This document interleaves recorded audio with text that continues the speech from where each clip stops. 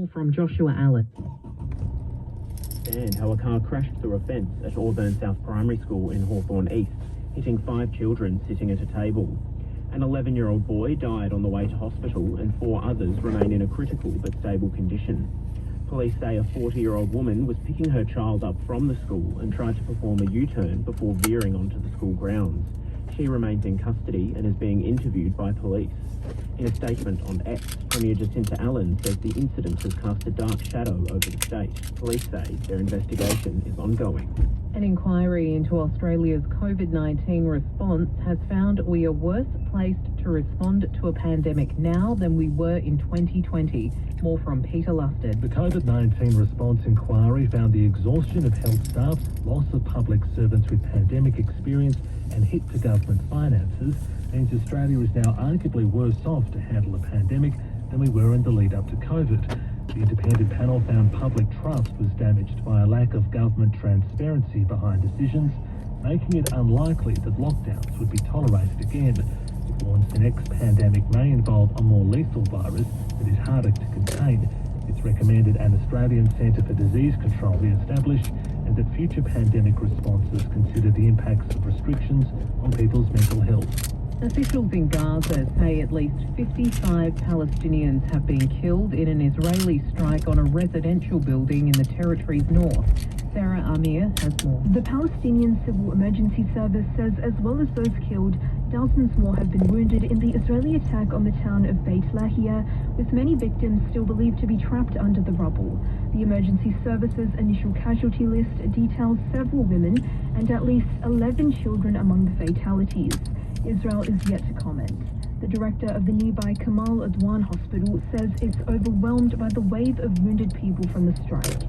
Israeli forces raided the medical facility over the weekend, detaining dozens of medics. Israel says it captured scores of Hamas members. There are fears the United Nations Palestinian Refugee Agency won't be able to resume work, regardless of whether Israel and Hamas agree to a ceasefire in Gaza. Israel's parliament has passed a law banning UNRWA from operating in Israel, Gaza and the West Bank, prompting international concern. United Nations Chief Antonio Guterres says the decision to ban UNRWA is unacceptable. Law lecturer from the University of South Australia, Juliet McIntyre, says the ban should be overturned. Even if we see a ceasefire order, unless Israel allows UNRWA into Gaza to continue its operations, we won't be able to see health services, education services and food offered as part of the rebuild of Gaza. The Army has revealed the planned destruction of its former Taipan helicopter fleet is almost complete, with some spare parts sent to Europe for other countries to use. Last year, the MRH-90 helicopters were permanently grounded following a deadly crash off Queensland, which killed 4 personnel. Speaking at an event to showcase the Army's new Black Hawk fleet, Major General Jeremy King has confirmed the disposal of the former Taipans will be finished soon. We have about 28 of those airframes have now been destroyed, with much of that of the airframes being recycled in terms of the materials that were in those airframes. That destruction will be complete by the end of the year. The Northern Territory Corrections Commissioner has revealed a return charter flight for dozens of prisoners between Darwin and Alice Springs cost around $64,000. The measure was taken this week as the NT Corrections Department continues to respond to a surge in the NT's prison population, with prisoners transferred to different facilities across the NT to try and alleviate pressure.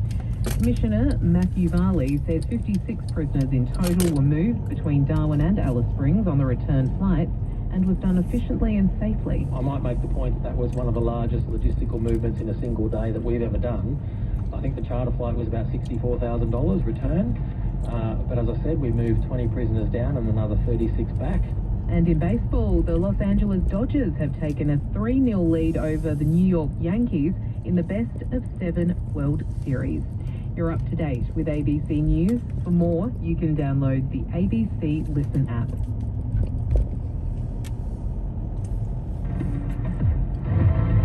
Live on the ABC Listen app. Your smart speaker. And on your radio. This is ABC Radio. In your town, your suburb.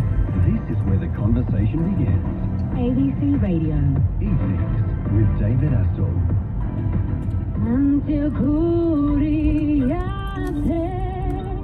Whatever you like.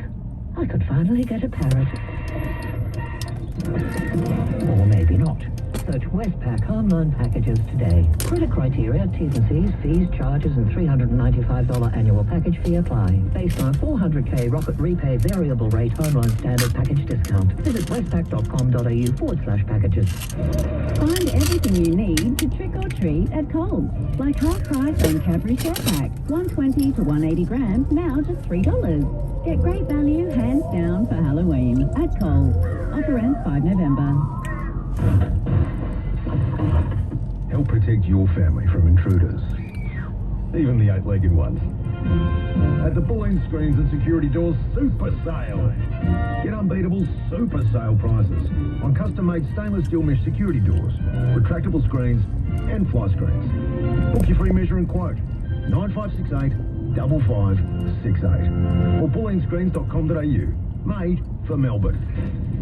Super sale on now. Weather. Listen, watch and have your say at 3aw.com.au. A partly cloudy day on the way tomorrow, a top of 21 degrees after an overnight low of 11. Thursday, shower or two, 19. Cloudy on Friday, 17. Saturday, mostly sunny, 26. Sunday, a shower or two after a top of 29 degrees. On the bays, southerly winds reaching up to 20 knots with waves below 1 metre. In Ferny Creek, it's 10 and in the city, it's 14 degrees. Eddie Summerford, Melbourne Time, 3AW. Now, this is Night with Dennis Walter.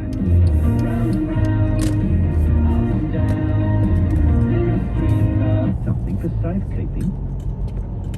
You're going away perhaps, or you're not quite sure what the security of the situation is, so you think you might put the car keys in the freezer, and then when you're looking for the car keys you can't remember where you put them. So wherever you hide them, you can't find them. So this idea of trying to thwart